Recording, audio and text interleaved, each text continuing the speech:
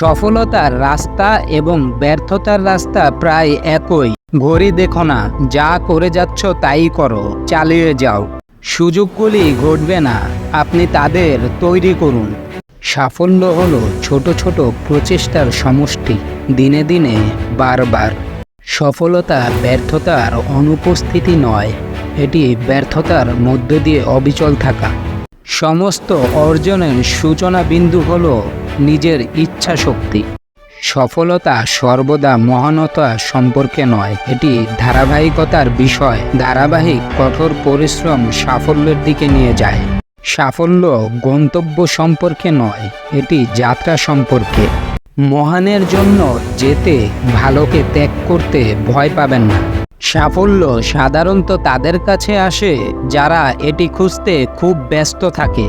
সফলতা ব্যর্থতার অনুপস্থিতি নয়, এটি ব্যর্থতার মধ্য দিয়ে অবিচল